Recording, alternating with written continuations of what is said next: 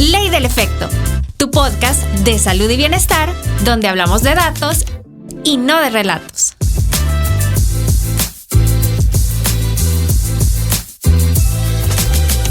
Bienvenidos a un nuevo episodio en nuestra casa La Cabina. Mi nombre es Sandra. Jessica. Y este día vamos a platicar con Alex. ¿Qué tal, Alex? Emocionado y contento de la invitación. Emocionado y feliz.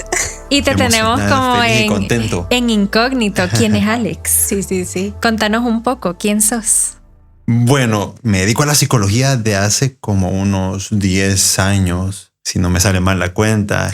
Hoy es 2025. Sí, digamos que 10 años. Ajá. Todos revelan su edad aquí. ¿Cuántos años? Ay, es cierto, ese es un requisito. 35. Sí somos contemporáneos. Sí somos. Todos fuimos creados por los picapiedras de alguna forma, así que sí somos contemporáneos. Tengo como 10 años de estar en la psicología, me he dedicado al campo de la educación. Por una buena temporada también estuve trabajando en el ámbito de la psicología jurídica y forense, y entre el lapso entre una cosa y la otra fui en un proceso que podríamos decir lento, pero muy sistematizado con respecto a... Te iba a decir lento, pero seguro. Sí. La expresión. No sé qué tan seguro, pero por lo menos sé que iba bien lento. Y en el terreno de la clínica. Entonces, desde hace un tiempo que dejé todo el trabajo institucional en diferentes lados, que a lo mejor en la plática hablamos de eso, me dedico tanto al trabajo en la clínica y también trabajo con ONGs, con algunos asuntos relacionados con clínica, con violencia, con cuestiones de género, con políticas públicas. Hay un montón de cosas que se pueden amarrar. Así que hay un pequeño resumen. Resumen. Sí, porque si empezamos a detalle, no terminamos ahora. No, mejor no. Es que esos 10 años, claro, sí, tienen un buen recorrido. Aparte de músico. No, ya quisiera. Es que aquí se revela todo, de verdad. Porque igual que mi esposo dice, ingeniero días de semana, fotógrafo fines de semana. Sí, o por las noches. Cantante los días viernes. Dios mío, arquitecto. En la zona lo que caiga. De todo.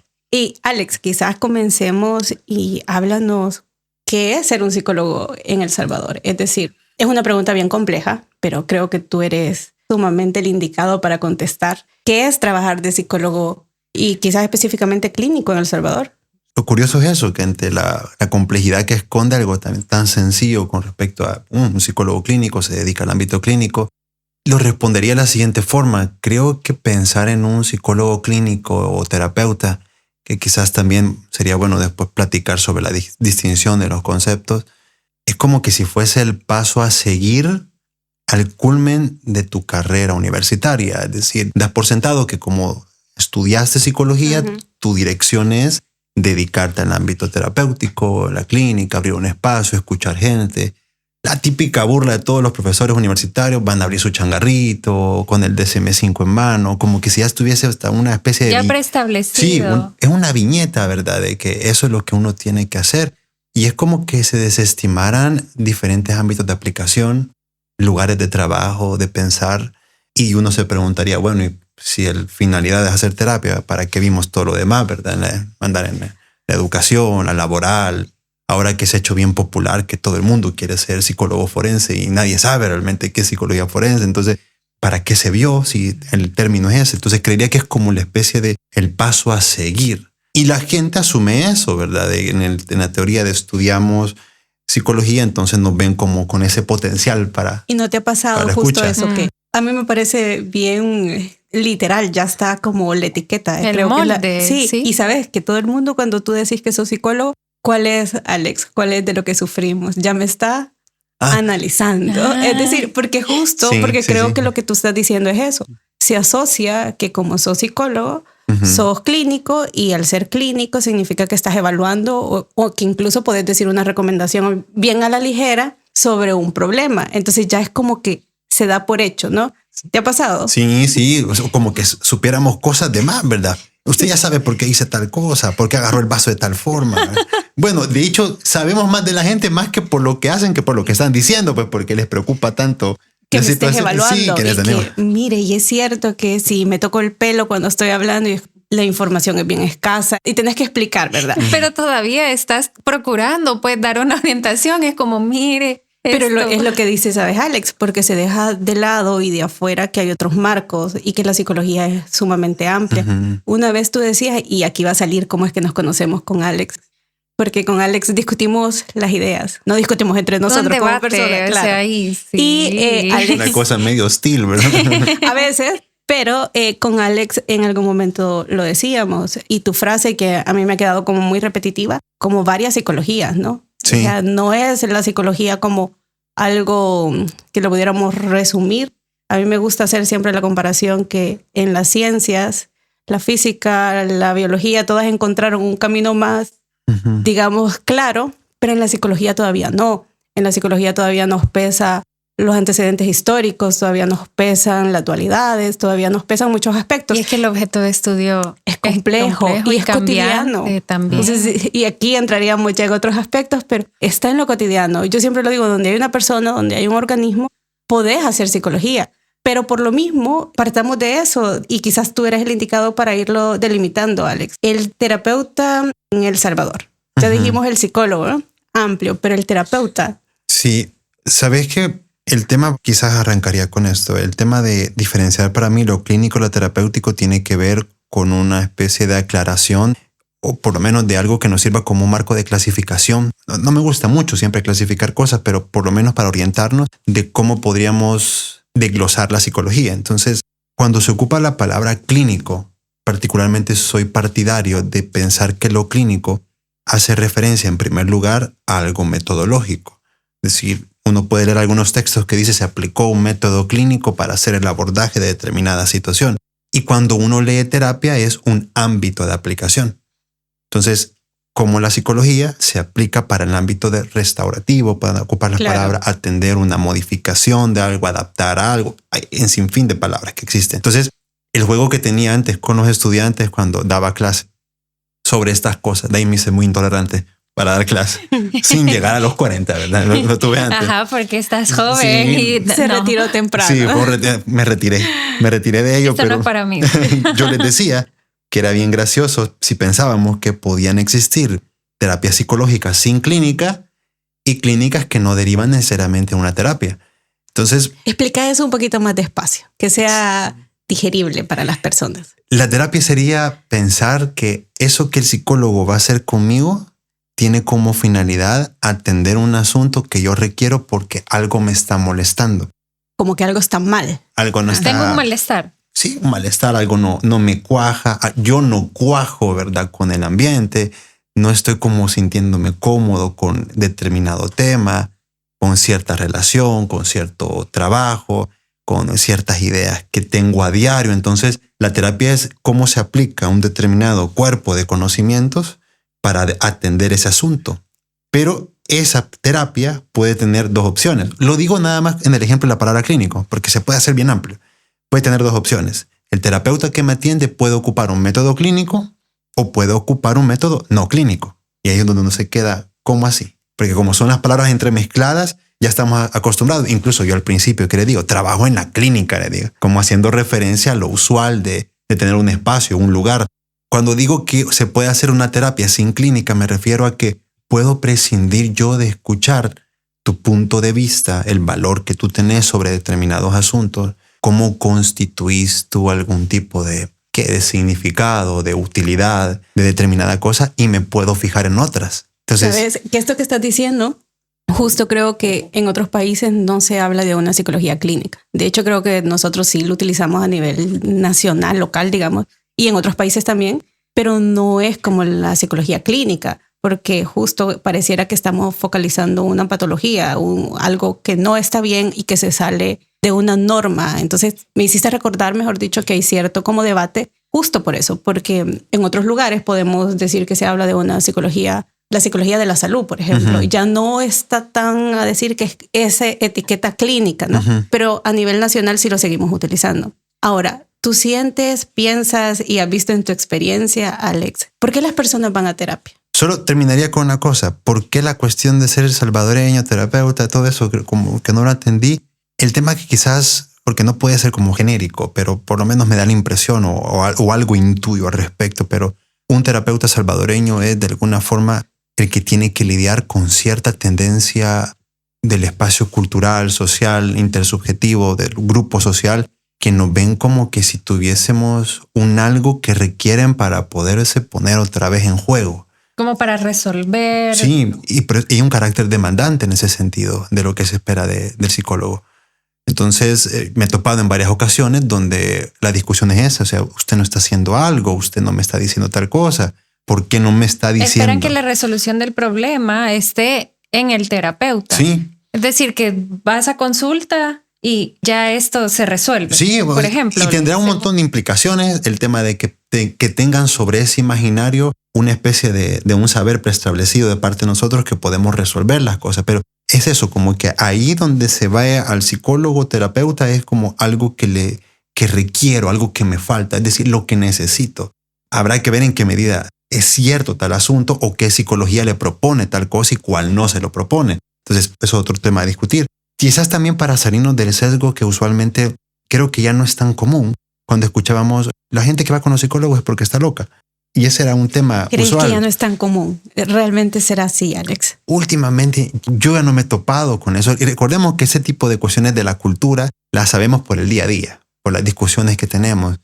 Pero creería que el efecto que ha tenido las redes sociales, la cuestión de la media masificada, han incrustado nuevos tipos de lenguajes, formas, estilos de vida, perspectivas morales, éticas, que ya comienzan a ver dentro de las... O normalizar, cosa que también es conflictiva. Justo yo te iba a decir eso. Porque eso trae otro problema. Una vez...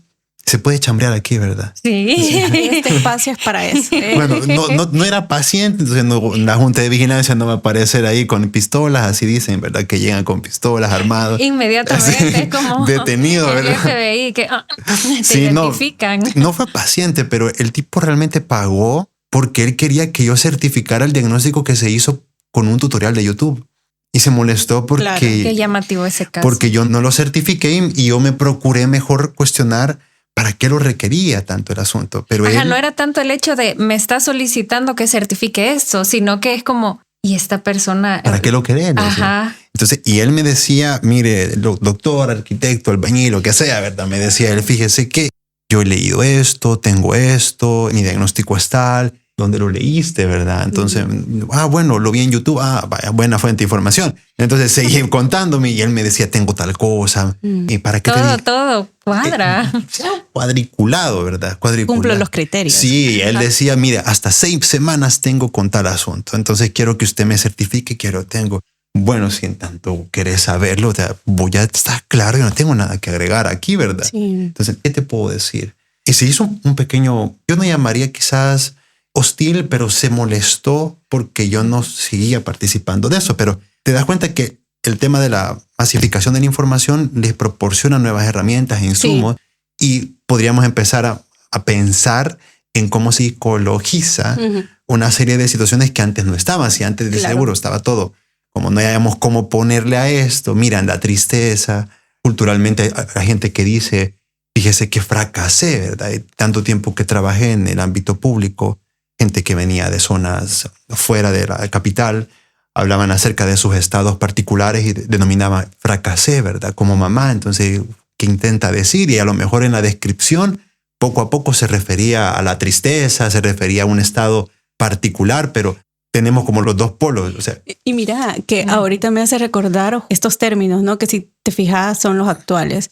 El tóxico, relaciones tóxicas, narcisista. Y todo lo focalizas en eso, todo comportamiento querés que entre de esto. Y obviamente ahí es donde lo que tú dices, tanta información que hace que todos querramos agrupar las cosas, las conductas, agruparlas como dentro de estos y que encajen, ¿no? Y lo peor, creería yo, es cuando te autoconvences que eso es así y el profesional no te lo valida.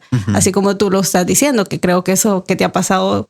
Seguro nos ha pasado a todos los que hacemos en algún momento clínica. Para mí eso es súper nuevo, que alguien llegue y te diga, no, es que yo leí que tengo esto, entonces certifíqueme que es así. Sí, es que ya hay una tendencia previa y creo que también se tiene una explicación para ello, pero la persona va a tender a buscar qué me está pasando. Yo creo que no eso solo justo pasa, te iba a mencionar. No solo pasa dentro de la psicología, pasa de todo. Tú empiezas a sentirte mal antes de ir al doctor, ¿qué hace? Voy a revisar a ver cuáles son los síntomas.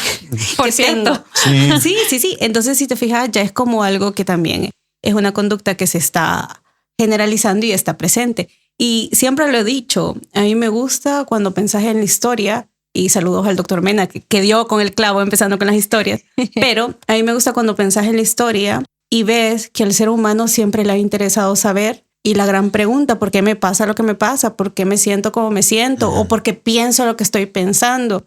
Y esto no es de la psicología tal cual, esto viene de la filosofía, si lo querés ver desde ese punto. Pero la pregunta del humano siempre ha estado ahí. ¿Por qué me pasa esto? Entonces ya es algo como una búsqueda de entendernos. Entonces a mí esa parte... Un poco existencial. Y sabes, o sea, yo creo que es una pregunta que te abre muchísimos caminos, muchísimos puntos de decir por qué me pasa lo que me pasa. Viene la psicología como una ciencia nueva, porque no es que tengamos muchísimos años, y hay que decirlo, somos una ciencia que todavía ni se termina de establecer como tal, y es parte de ver nuestra casa como está. Entonces tenemos como esta búsqueda, Alex, de por qué me siento como estoy, por qué estoy como estoy. Entonces, en la actualidad yo creería, no sé si tú coincides conmigo, que los cambios culturales, sociales y todas estas nuevos accesos que nos dan a información fiable, dudosa y bueno, lo que sigue después de eso, estimula también y hace que estas conductas de autoevaluarte, autodiagnosticarte sean cada vez más frecuentes. Claro. Entonces es como esa parte de las que tendremos que lidiar seguramente como profesionales, lo que venga de aquí al futuro, o sea, porque no es que van a desaparecer. Pero en este caso, cuando yo te preguntaba, ¿por qué crees que van a terapia? Sí. Desde tu punto como terapeuta. Pueden ir justamente como por motivos como estos, ¿verdad? Que exceden por completo a todo lo esperado y que algo, y de algo les va a servir el asunto y que también algo denota con respecto a su propio estar en el mundo, su manera de afrontar a diario, porque sea como sea, el tipo requería eso para poder articular, darle camino a algún asunto concreto que lastimosamente no lo quiso hablar, pero le prefería más certificarlo que hablar de lo otro. Pero los motivos por los cuales la gente va a consultas siempre son bien variopintos, variados, son de varios tipos. Pero si quizás comienzo a cambiar como la cuestión genérica, podés comenzar a establecer ideas que lo dejarían en dos posturas. Porque si no sería como ir detallando y clasificando cosas, se va a volver complejo. Pero dejaría, por ejemplo, sufrimientos o malestares que pueden responder, llamémoslo de alguna forma, como a una especie de posición clínica que te hace ver las cosas de una manera determinada y que ahí podríamos incluir lo que tantas veces escuchamos de los terrenos de la psiquiatría, de la patología, y hablamos de bipolaridad, melancolía o depresión mayor y todo lo que se va a sumar y que también habría que discutir esta clasificación. O sea, lo ocupo ahorita nada más como para distinguir terrenos, no precisamente porque así es, sino distinguir terrenos. Y habrá por otro lado una serie de personas que van y buscan, ocupando tu palabra, cuando tú decís existencial, que van como a atender un asunto que se acerca más a cierto pesar que se añade a la precariedad misma de la vida. Entonces, es un peso que se adiciona a lo que ya de por sí es pesado a diario. Sí, claro. Y ahí se parece más a un tema, llamémoslo, existencial, porque conlleva a pensar por qué pesa de más tal asunto. Ahí viene la discusión de que se introducen cosas como aquel asunto en particular se siente más triste que de costumbre, pierdo el ánimo de ir. ¿Será depresión? ¿Será el efecto de alguna situación clínica que no se haya logrado como despejar? Todo el mundo tiene autismo ahora, todo el mundo es Asperger ahora, todo el mundo pasa ensimismado ahora, pero no ponemos en juego también otros elementos culturales, simbólicos que requiere la cultura para encarrilar todo este gran rebaño de monos, ¿verdad? En el que estamos. El tema de cómo nos encerramos cada quien ahora con sus audífonos, cada quien ahora con sus aparatos. Más aislados. Hay un aislamiento, pero también potencia cierto tipo de conexiones. Podés pensar, por ejemplo, en los manuales de clasificación y en las modificaciones que han tenido sobre la incorporación de nuevas enfermedades mentales. Y como no nos están viendo, pero estoy moviendo los dedos como hago comillas, ¿verdad? Entre comillas. Entre comillas. El término enfermedades. Y enfermedades mentales. Ajá. Y quitan y ponen. Y quizás hubo una en particular que solo la menciono, pero no la vamos a trabajar. Solo la dejo como una duda. Y esto se dio en un grupo de trabajo, de estudio que tenemos con algunos jóvenes de diferentes universidades que discutimos cuestiones clínicas de diferentes psicologías y hablábamos acerca del ataque de pánico, que ahora es muy regular, muy común. Es decir, lástima, no traje estadísticas o algo así, pero ustedes lo pueden encontrar, la gente lo puede encontrar. Y ahora es como, tuve ataque de pánico, ¿verdad? Y casi que chócala, ¿verdad? Y yo también me acuerdo de tal año que lo tuve. Y la discusión del ataque de pánico, cuando revisábamos a partir de lo que dice el Instituto Nacional de la Ciencia de la Salud Mental de Estados Unidos, puntualmente aparecía que el ataque de pánico tiene la peculiaridad, quien lo vive más bien, experimenta olas de terror y una incapacidad e inhibición para poder hacer algo, para movilizarse, actuar o algo por el estilo, bajo la premisa de que no hay un objeto aparente o claro que la provoque. Bien complejo el asunto cuando uno dice, ¿cómo es posible que una ola de terror o miedo se desprenda sin la presencia imaginada, clara o fáctica, real de un objeto? Porque el miedo funciona así, en teoría, como lo hemos entendido en cierto tiempo de la psicología o en cierto tiempo de la conducta animal, ¿verdad? Aparece un algo particular y el objeto acecha y eso provoca el tema del miedo, se desata. Pero si no hay objeto, y la cosa es cómo responde la psicología al asunto, va, por un lado, pero lo interesante es ¿por qué no tenemos las descripciones de estas condiciones clínicas años atrás y tenemos sobre otros asuntos? Hay que pensar cómo las condiciones sociales, de comunicación, morales, educativas, han ido modificando ciertos ajustes que provocan ciertas cosas que antes no estaban vigentes. Sí. Horarios de trabajo, tanto tiempo sumergidos en determinadas prácticas. Entonces, cada época probablemente, no lo digo como algo tajante, sino como abro la duda, quizás cada época propone su propia patología. Cada época apertura una nueva enfermedad, un nuevo pesar de más. Sí. Y mira, aquí cabería hablar sobre cuando se consideraba que la homosexualidad era una enfermedad, era una patología. Sí. Y estaba tal cual tipificado así y era diagnosticado así. Y había tratamiento para ayudar a la persona. Revertir. Imagínate ese término, porque era algo que estaba mal, ¿no? Entonces creo que lo que decís es sumamente importante porque es lo que actualmente la psicología está tratando de hacer más énfasis en el aspecto clínico. Y a mí me gusta una frase de no podés, o la terapia, mejor dicho, no puede el término curar, porque sería polémico, la precariedad.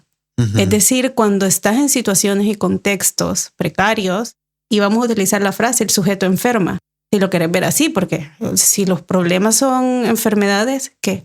Ahí ya entraríamos en diferenciarnos de la psiquiatría y la psicología, que a mí, Alex, sí me gustaría que lo aclares tú, porque creo que en el colectivo muchísimas veces está esta idea donde no se logra diferenciar nuestro trabajo como psicólogos y el trabajo del psiquiatra. A mí me había pasado cuando estaba en la clínica que algunas personas, cuando estaba haciendo el historial, como esta evaluación, me decía, es que mi anterior psicóloga me dijo esto y me medicó. Y yo ahí me detenía, era como, ¿cómo la psicóloga la medicó? Porque nosotros no estamos autorizados, porque explicamos y entendemos los problemas psicológicos desde otro enfoque.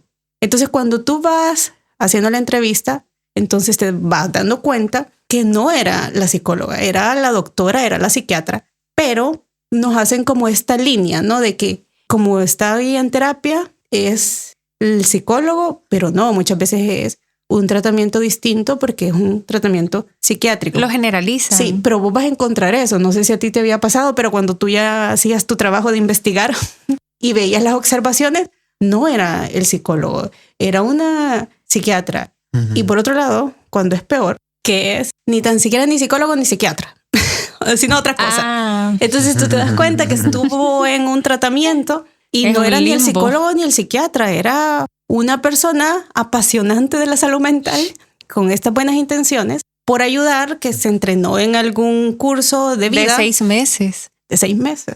Y bueno, brinda este tipo de, entre comillas, no sé cómo llamarlo porque no entra la palabra a lo mejor técnica de terapia, pero sí se dedica a tratar de intervenir, lo que podríamos decir, los malestares o las quejas por los cuales se buscaría un profesional en salud mental. Entonces, aclara un poquito tú, para las personas que nos escuchan, ¿cuáles son esas diferencias de ir con el psiquiatra, ir con el psicólogo e ir con el que se certificó 6 meses? Ok. Te lo pongo difícil, pero Sí. sé que eres el indicado para responder a esto. ¿Saben? Con respecto a la psiquiatría y la psicología, podemos pensar en el siguiente plano. O sea, fuera bueno una historia de cómo se deslinda una cosa de la otra o parte de... Porque considero que la psicología no es que se deslinde necesariamente de la psiquiatría, sino que hay parte, hay toda una historia que habría que pensar desde René Descartes. Pero con la psiquiatría podríamos pensar con la distinción entre lo mecánico y la causalidad psicológica. Cuando hablo de lo mecánico es que estamos pensando en las condiciones de un organismo que le da soporte a algo psíquico. O nuevamente muevo los dedos, Sandra lo puede verificar, entre comillas. Entre comillas. Lo psíquico le da un soporte a lo psíquico, a eso que opera de forma abstracta, espectral. Estoy ocupando una forma de ilustrarlo, pero eso que le da soportes. Tenemos un cuerpo con un funcionamiento particular, entonces hay algo mecánico ahí determinado que le da como un funcionamiento, y el psiquiatra podría ir ahí y decir, aquí se encuentra en esto mecánico algo que falla, que no cumple una función determinada. Claro, habría que ver todos los matices que la psiquiatría va teniendo con el tiempo. Incluso creo que un momento muy particular de la psiquiatría es con la aparición de Karl Jaspers y la inclusión de la fenomenología dentro de la lectura que se hace sobre lo estructural de una cuestión mecánica, y hablaban de hechos reales y lo que se opera sobre esa base real. Y bueno, una cosa fabulosa y compleja, pero cambia una manera de atender lo psiquiátrico. Y lo psicológico podríamos quedarnos, si, por hacer la distinción preliminar, hablaríamos acerca de si hay condiciones que son netamente causales dentro de lo psíquico, es decir, que algo que no responde al soporte de lo biológico genera otra cosa en particular.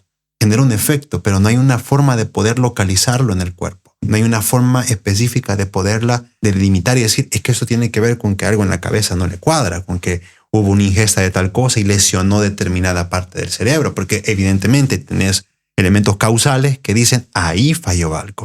Recuerdo también en el tiempo gobierno, en las instituciones públicas, llegó una persona que había pasado por semanas, creo meses, inhalando determinado químico que afectó pues su funcionamiento regular, y la persona comenzaba a realizar neologismos, fabricaba nuevas palabras o resignificaba palabras, denominaba cosas de forma distinta a las que nosotros conocemos. Para hablar de ofensas o que alguien la había ofendido, ocupaba el neologismo de palabras de aguacate. Tal persona me dijo una palabra de aguacate. Entonces, cuando comenzás a registrar, viene que algo cambió con ingesta. Evidentemente, ahí no era el terreno de mi parte para poder pronunciarme dentro del aspecto psicológico de ese asunto. Pero ahí tenés una distinción. Algo de lo somático, del cuerpo, el organismo, le da soporte a un funcionamiento. Y lo otro es preguntarnos si el funcionamiento apartado de lo somático, si es posible hacer esa distinción, alejarlo, genera un algo distinto también. Otro ejemplo que aparece en la historia. Me cuesta mencionar el apellido del tipo entonces omitámoslo. Pero el estudio... Pero él hace un estudio bien brillante sobre un tipo que por una sin lesión, pierde la movilidad del antebrazo. Biológicamente, en el sentido funcional de lo neurológico, todo estaba bien. Todo estaba nítido, impecable. Pero el antebrazo, esta parte, no tenía sensación. No podía ejercer ningún tipo de movimiento. Entonces uno se pregunta, ¿esto es una causa mecánica del cuerpo o responde a una causalidad de algo que se puede apartar del cuerpo y funcionar de manera independiente? Ahora, con el paso del tiempo y quizás como para operativizar esas distinciones, podríamos hacer caer en lo clásico que es la gente. Cuando digo lo clásico es porque la gente así lo distingue. Lo visible y lo invisible. Los psiquiatras son los que nos dan medicamentos y el psicólogo es quien nos escucha. Sí, pero sé de psiquiatras que escuchan también. Sí, sé de psiquiatras que meten ahí lo clínico, la palabra, e intervienen con una finalidad determinada. Y sé de psicólogos que no escuchan. Entonces, qué fuerte, pero es que te entiendo perfectamente. Habría que dejarlo. Hay psicólogos que no escuchan. Repetilo, por favor. Hay psicólogos que no escuchan. Sí, claro. El último personajillo que aparecía, el de los 6 meses de trabajo para poder apoyar algo, yo creo que ellos responden a una necesidad, también es fuerte pensarlo, pero surgen a una necesidad de la cultura. Porque todas estas cuestiones de coaching que tienen que ver con formas de acercamiento y de establecer relaciones humanas es lo que se requiere para especializar relaciones que muchas veces no se pueden constituir allá afuera en el día a día.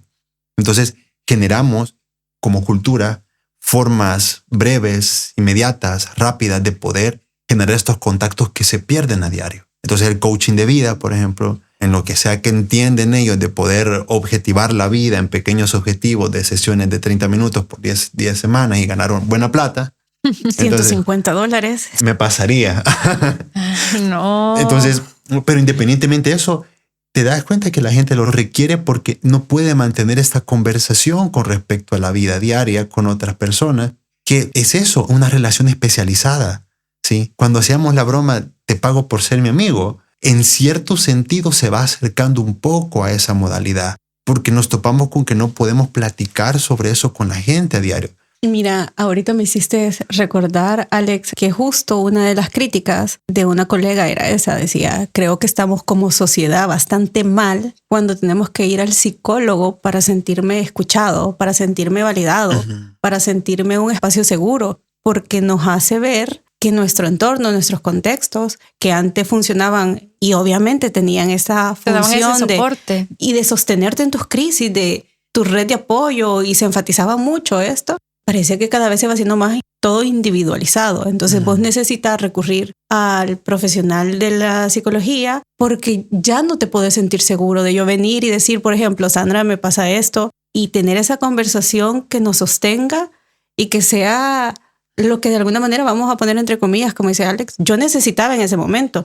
No necesitaba ir a un tratamiento, y creo que esto es clave. Por eso diferenciar que no todas las personas que van donde el psicólogo van a recibir ni un diagnóstico como tal, quiero decir una etiqueta, y que tampoco van a recibir un tratamiento como tal, y el tratamiento en términos tal cual de, llamémosle cognitivo-conductual, llamémosle terapia de aceptación y compromiso, que son de las que actualmente más vamos a escuchar, pero no es porque ese malestar no sea significativo y que ese malestar no valga la pena, que creo yo que estas son de las cosas bien importantes cuando tú vas, es que ese malestar que tú experimentas, a mí me gusta una frase que dice, la vida duele de distintas formas para todos, el mundo se siente que te duele, pero cuando tú vas donde el profesional, entender primero con quién estás, de entrada, ¿es el psicólogo o no es el psicólogo? Para empezar. Y luego el hecho de decir, ok, quizás mi malestar, mi sentir, mi sufrimiento no encaja en una serie de síntomas y signos que podrían tener una etiqueta como depresión, como ataque de ansiedad generalizada. Es decir, no entra dentro de esas categorías, pero requiero encontrar un espacio seguro para poder expresar, sentir. Y a mí me había pasado, las personas solo necesitan sentirse escuchadas. Algo tan que creo que se pierde porque lo ves como tan cotidiano, lo consideras como tan fácil, pero que, como dijo Alex, a veces no está. Entonces, cuando tú vas y a lo mejor tu terapeuta te dice, bueno, aquí no hay ningún diagnóstico, no hay un tratamiento, y lo he dicho yo en algunos espacios ya, no se puede patologizar la vida, no podemos patologizar todos los malestares, pero sí debemos de entender que todos los malestares tienen un porqué, y tienen un lugar, y tienen una forma por qué se mantienen. Y a veces, cuando yo decía de esta colega que la crítica me parecía muy buena, miramos que está pasando este fenómeno. Miramos hacia afuera y las personas no tienen red para poder sostenerse, para poder tener una conversación honesta de no me la estoy pasando bien, porque ahora todo el mundo tiene que pasarla bien todo el tiempo. Entonces ya no aceptas el sentirte mal por algo. Ya confundimos el estar triste con estoy deprimido. ¿Por qué digo esto? Porque creo que es importante saber que hay malestares que vas a tratar. No cumplen categorías, ni signos, ni síntomas, pero tienen lugar. La diferencia está en que vos lo podás entender y tu elección es trabajarlo, sentirlo, escucharlo bajo esta figura del psicólogo. Ese es tu derecho a saber que yo decido, basada en información, que es lo que nosotros con Sandra luchamos al final, es eso, que las personas puedan tener la información y elegir. El acceso, vos tenés el derecho a elegir, pero vos entendés con quién estás, entendés bajo qué marco estás y entendés lo que estás haciendo. Entonces, de cara afuera, hay una claridad del rol que tiene el profesional. A mí me ha pasado, Alex. Bueno, ya no me pasa porque ya no trabajo de psicóloga clínica, pero a mí me ha pasado tener que decir, es que no hay tratamiento para esto, en el sentido que son problemas de la vida. A todos nos puede doler esto, a todos nos puede doler un duelo. Es decir, el no conseguir estos estándares sociales que siempre pareciera que tenemos que conseguirlo, ya sea un buen trabajo, y no lograrlo, y esta sensación de frustración, esto no requiere terapia, requeriría un sistema que te dé las herramientas para... Es más estructural. ¿Qué nos toca? Decir, pero podemos adquirir herramientas de tolerancia. Y qué fuerte cuando tienes que hacer tu trabajo como psicólogo reajustando, y a lo mejor esta palabra no sea la más adecuada, pero reajustando para que la persona funcione dentro de estos contextos desfavorables que te vulneran. Y tu rol es ese. Pero ¿cuál es la diferencia? Y lo vuelvo a decir, que la persona tiene derecho a saber que eso es lo que se está trabajando y ese es el rol que el psicólogo está desenvolviendo en ese momento, que va a ser muy distinto a alguien que sí cumple, y como tú lo decías, esta etiqueta de ansiedad, depresión, ataque de pánico, que no se desestiman, pero se entienden desde otra perspectiva psicológica. Creo que en este caso, cuando hablamos sobre lo complejo del trabajo del psicólogo, yo te lo preguntaba, porque es complejo. Admiro que todavía lo sigas haciendo, no te ha dado la crisis del terapeuta, yo ya la pasé, pero en este sentido, cuando tú estás trabajando y tienes este rol, sí logras y sí te ha tocado esta postura, Alex, de poder decir, no hay tratamientos para esto, pero sí podemos entrenarnos, sí podemos adquirir habilidades. ¿Cómo lo abordas? Okay. Qué impresión todo esto. ¿Verdad? Sí, porque, perdón, Alex, que te interrumpa, porque, bueno, tú lo decías, pero es eso de pensar que vas al psicólogo no solo para que te escuchen. O sea, esa es una concepción que yo podría haber tenido, pues, de que si consultas con el psicólogo no es solo como, bueno, vamos a platicar, sino precisamente por las distinciones que tú hacías, es tengo algún diagnóstico, o sea, qué tipo de tratamiento voy a recibir, y no necesariamente es así, pues, sino que es el desarrollo de habilidades. Pero justo esto que estamos diciendo, porque imagínate lo complejo. Antes, y voy a utilizar el término catarsis, la hacía con mi mejor amiga. Venía y yo lloraba y le decía, mira, me siento mal, me pasó esto, las cosas no me salieron bien.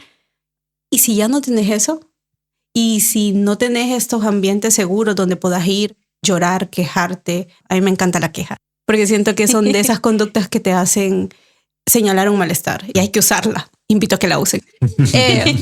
Pero retomando, entonces, si ya no tenemos esto, ¿cuál es el fenómeno que pareciera que se empieza a hacer más evidente? Que entonces es el psicólogo quien sostiene esto.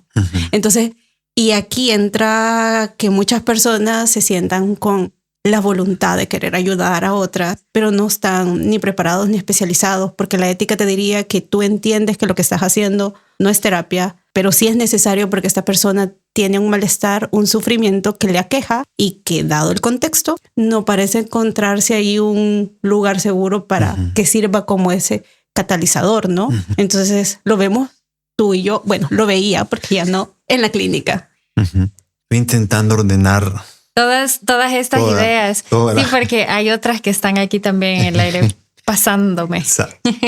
Quizás partiría como para retomar en proporciones pequeñas algunas de las cosas que han venido sacando. Partiendo, por ejemplo, sobre esto de no tener condiciones, redes o mentar a la precariedad con la que nos toca lidiar a todos. Me iría por la situación de que a la persona le pueden faltar cosas como amistades, un trabajo más digno, diríamos, bien remunerado, etc. Y uno pensaría quizás si cambiamos algunas condiciones y las promesas políticas, diferentes momentos históricos donde el trabajador se revela al amo. Y, o sea, todo está embebido en esa situación, es decir, afuera, en el mundo, en las cosas. La cuestión aparece amalgamada, amarrada, unida. O sea, no es que todo aparezca en porciones separadas. O sea, todo está pegado. O sea, cómo metemos la mano en un lugar donde todo está unificado. Y si jalás una cosa, te traes lo otro. Entonces, y se desmorona a veces. Y si le quitas eso, se desmorona lo otro. Acabo de recordar una anécdota de un profesor, pero quizás aparece después. Pero creo que para mí una cuestión categórica o fundamental decir que vivir en la cultura, vivir en una sociedad, siempre nos va a exigir más de lo que podemos. Y cuando digo el siempre, lo hago a propósito, porque significa que estar en sociedad, participar de esto, de un marco de entendimiento, de una forma común de entendimiento o de una lucha por entendernos, va a demandarnos a nosotros a veces más de lo que podemos dar. Y habrá algunos que por ciertas condiciones específicas soportan más esa demanda y otros no. Entonces, creo que mantener esa premisa donde la cultura siempre nos pide demasiado es como instalar un punto fijo de la precariedad. Entonces, aparecer aquí arrojados. Yo no pedí nacer. Porque nadie pidió nacer, ¿verdad? Y me vendría un departamento, ¿verdad? Del asunto de yo no quería nacer y esta es mi queja específica. Va a requerir pagar un precio que no queríamos pagar, que no debíamos de pagar y que se tiene que pagar para estar acá. Y eso sería por un lado. ¿Y dónde aparece el psicólogo sobre esa situación? O sea, creo que Jessica mencionaba algo, en una de sus palabras hablaba acerca de esta adecuación como tal, de poderlo devolver a cierta funcionalidad.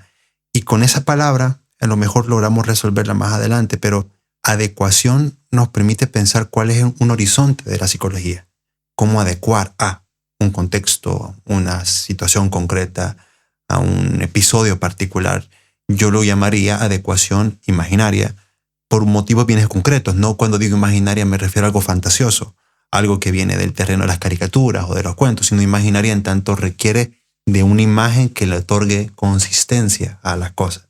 Casi como la pregunta, ¿cómo te ves vos saliendo de este problema? Recurrís a lo imaginario y ves una imagen donde me veo mejor, me veo feliz, qué sé yo.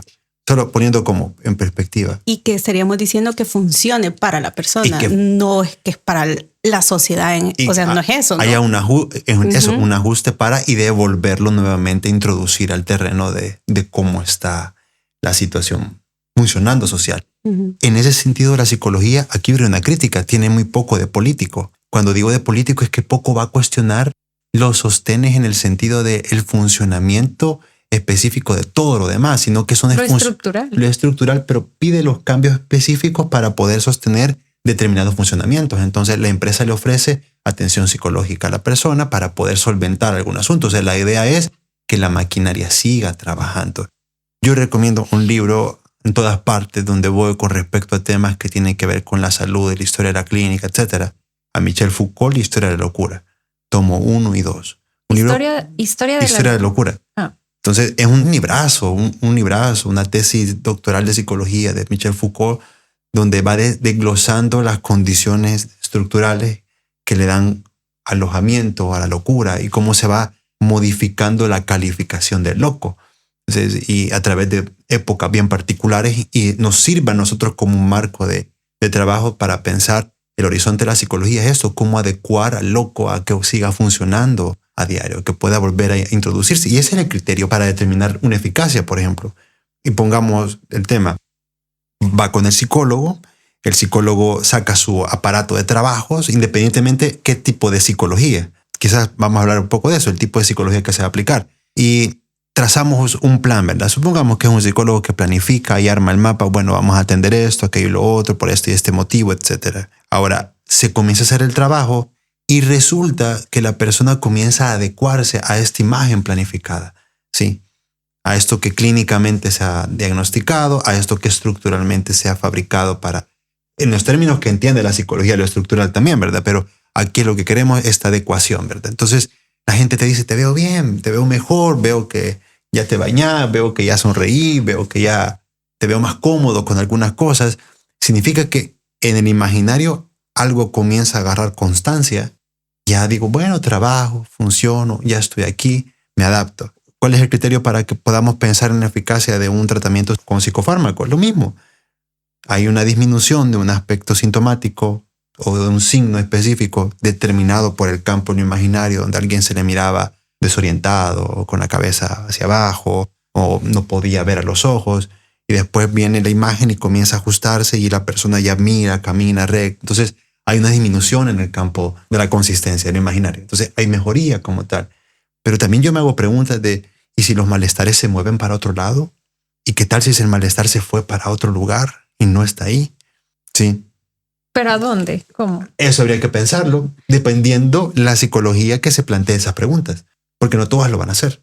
O sea, con lo que quiero plantear es, en el tema de qué es lo que hace el psicólogo con respecto a todo este gran malestar, es si se hace las preguntas, las muchas preguntas, con respecto a las cosas que no puede responder, porque Jessica nos proponía decir, esto ya no tiene tratamiento porque esto escapa a...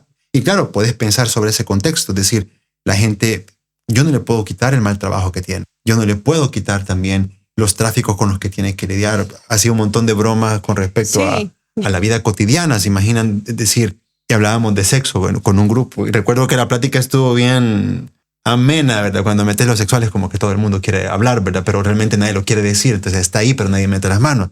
Pero ¿cómo vas a tener una vida sana sexualmente como te lo ofrecen las revistas, la televisión, etcétera? Y yo haciendo una lectura superficial del asunto, si has salido de tu casa a las 4 de la mañana para quitarte todo el tráfico, llegas a las 7, un trabajo que no querés, hago la broma, una broma bien real, que cuando lo único que te entusiasma del día es lo que vas a almorzar, ¿verdad? Y te pegan en el corazón cuando te das cuenta que son rellenos de pacaya, entonces ya no, ya... O que te pagaste por algo nuevo y no te gustó. O sea, se te fregó el día por completo y decís, bueno, en la casa, en la noche, salís a las 5 de la tarde, te topas con 2 horas de tráfico y vos decías, ¿vas a llegar a tener sexo?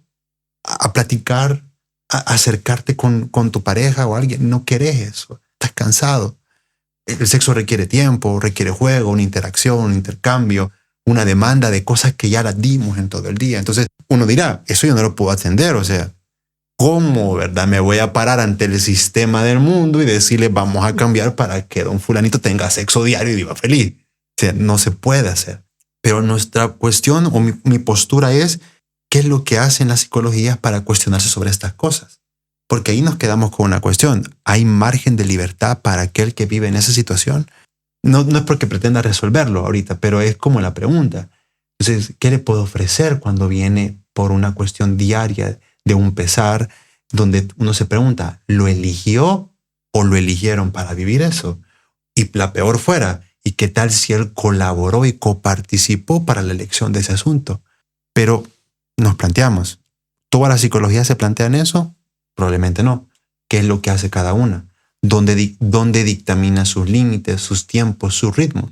Y al final, quizás para lo que concierne en la plática de ahora, sería plantearnos eso, que cuando nos topamos con un terapeuta o elegimos una terapia, nos planteamos justamente con un camino específico de dónde nos van a atender, de hasta dónde nos pueden llegar, un nivel de exigencia que puede tener una psicología. Y a lo mejor, y lo más probable es, un límite que nos va a decir la psicología, de aquí ya no podemos pasar.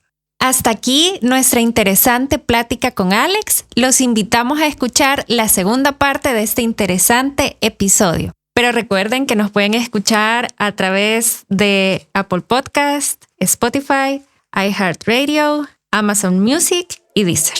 Esto fue Ley del Efecto, tu podcast de salud y bienestar, donde hablamos de datos y no de relatos.